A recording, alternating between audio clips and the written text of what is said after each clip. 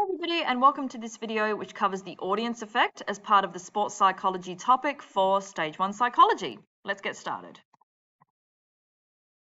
So obviously athletes and teams have to perform in front of an audience. It's a fact, it's a reality. And we have to perform in front of an audience when we do other tasks as well, such as performing music or giving a speech or giving a presentation.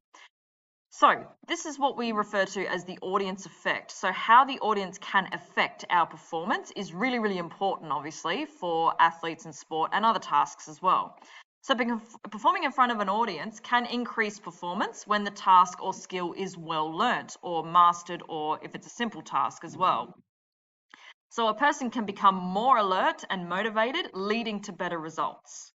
So when we perform in front of an audience, if we are very comfortable with the task or we've mastered the task, we've practiced extensively, or if it's a very simple task, often the audience can help our performance.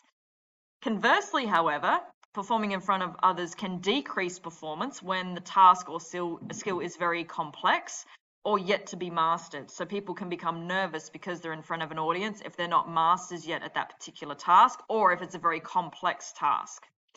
So a person can be too alert or too aroused, okay, and leading to stress and panic, leading to poorer performance, which again goes back to the Yerkes-Dodson law.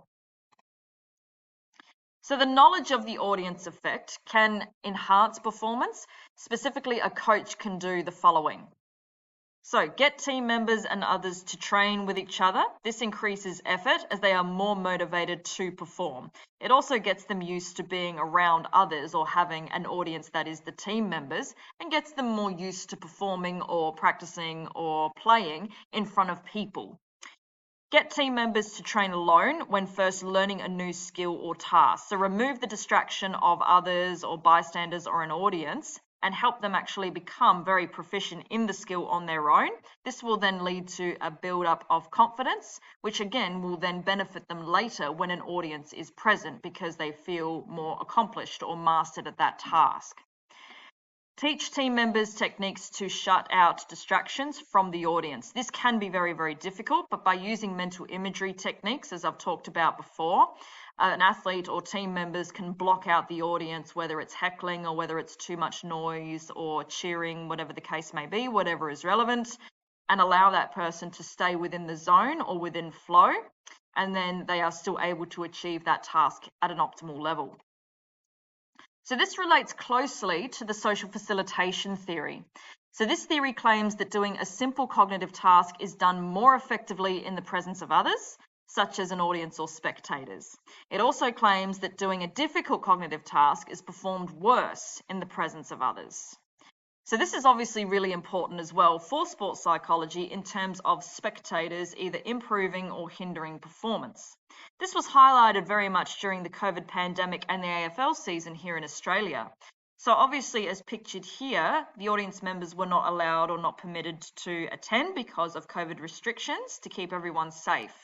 So what the league did was play audience sounds to make it seem as though the audience was watching them. So that then placed importance on the players and the teams that it would be a more familiar setting if people were there, and it would actually increase their performance because playing AFL is obviously their career. So it is a simple cognitive task to them, not a simple physical task, as I've said before, but a simple cognitive task because of the amount of practice that they do. It's what they do for a living. So actually having spectators or believed spectators there was only going to help their performance while the restrictions were going on, and links very well to the social facilitation theory and the audience effect.